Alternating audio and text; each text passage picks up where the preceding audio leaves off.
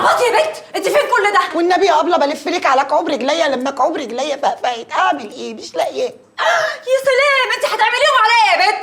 دلوقتي بقيتي تلفي وتدوخي عليه ومش لاقياه؟ امال ما كان في جيبك ليل ونهار، هو فين؟ والنعمه الشريفه شحح يا ابله، ده حتى اللي كنت بجيبه ب10 دلوقتي بجيبه ب20، ويا ريت لاقيين. انا مش عارفه الناس اتسرعت على الفلوس كده ليه. كفايه لا ترحمي نفسك، هاتي خلاصي، هو فين الهباب؟ اتفضلي يا ابله. هاتي فلوسك السودا دي، روحي اعملي لي كوبايه قهوه بسرعه. قهوه وشاي وبرشام وسجاير، انا مش عارفه الليله الطويله بتاعتي دي ما بتخلصش يا ابله.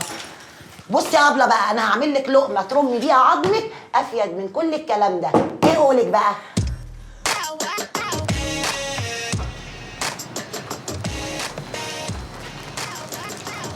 امسكي، انت هتبعلقي فيه، يلا شيليه. ده واجب مني عشان اصالحك بيه. حكم انا عارف انك مقيره مني من المره اللي فاتت، بس ده اقل حاجه تعملها معايا بعد عملتك السودا. يا بنت ما يبقاش قلبك اسود كده. بقول لك ايه؟ ايه؟ مين الموزه اللي كانت لازقه لك دي؟ فتنه؟ اسمها فتنه؟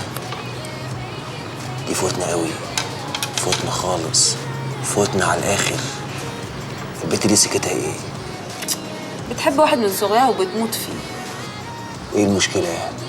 ننطر وندوس احنا. انسى، ده باشا ومعلم وجامد اخر حاجه. يا بنت معلم على نفسه، هو في معلمين غيري في البلد دي ولا ايه؟ انا هنا المعلم والباقي كله زباين.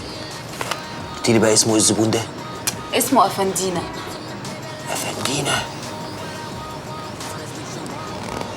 يا محاسن الصدف.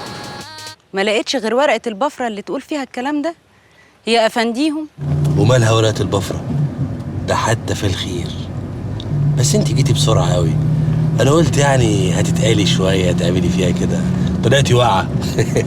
هتقل أدبك، هقفل السكة ومش هتسمع صوتي تاني. وليه بقى اللون ده؟ هتخليني أغير رأيي فيكي كده. ممكن أعرف إيه معنى الكلام اللي أنت كاتبه ده؟ عربون وصال وفتح سكة محبة وربط كلام.